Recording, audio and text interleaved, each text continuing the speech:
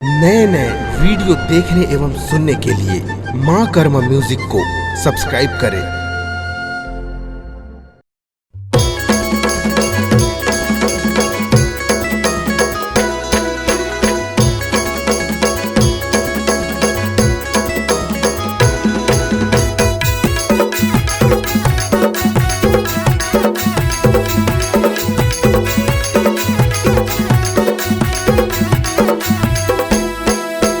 गाले गा भैया राम भजन लगा ले, गाले गाले वो दीदी राम भजन लगा ले। मिले है मौका तो लगा भैया, मिले है मौका तो ला वो दीदी राम से लगन लगा ले।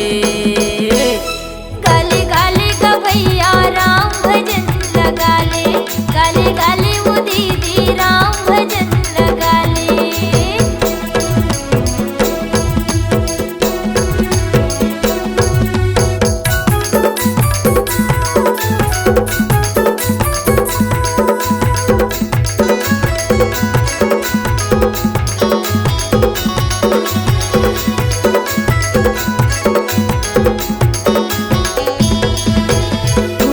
दादी के लिखे रामायण गाँव गाँव में बगराना है।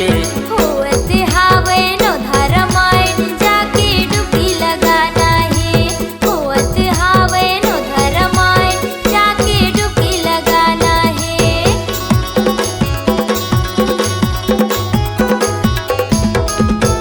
तुलसी दादी के लिखे रामायण गाँव गाँव में बगराना है। होत हावे नो धरमायण जाके डुबकी लगाना है, होत हावे नो धरमायण जाके डुबकी लगाना है। मिले है मौका तुला वो दीदी, मिले है मौका तुला वो दीदी राम से लगन लगा ले। गाले गाले गा भैया राम भजन लगा ले, गाले गाले गा भैया राम भजन लगा ले।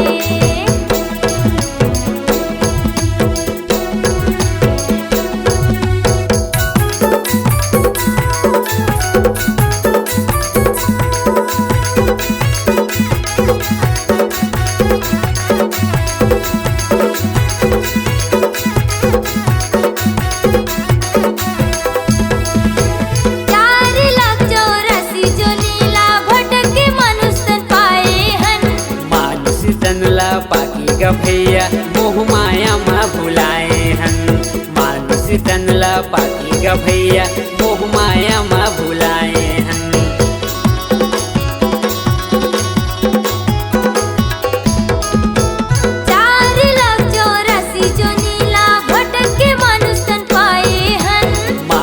तनला पाकी गा भैया मोह माया मा भुलाए हन। मानुष तनला पाकी गा भैया मोह माया मा भुलाए हन। मिले है मौका तो लगा भैया, मिले है मौका तो ला वो दीदी राम से लगन लगा ले। गाले गाले वो दीदी राम भजन लगा ले, गाले गाले गा भैया राम भजन लगा ले। मिले है मौका तो ला वो दीदी, मिले है मौका तो लगा भैया राम से लगन लगा ले। गाले गाले गा भैया राम भजन लगा ले, गाले गाले वो दीदी राम भजन लगा ले। गाले गाले गा भैया राम भजन लगा ले। हाँ हाँ राम भजन लगा ले, हाँ राम भजन लगा ले, हाँ हाँ राम भजन लगा ले, हाँ हाँ राम भजन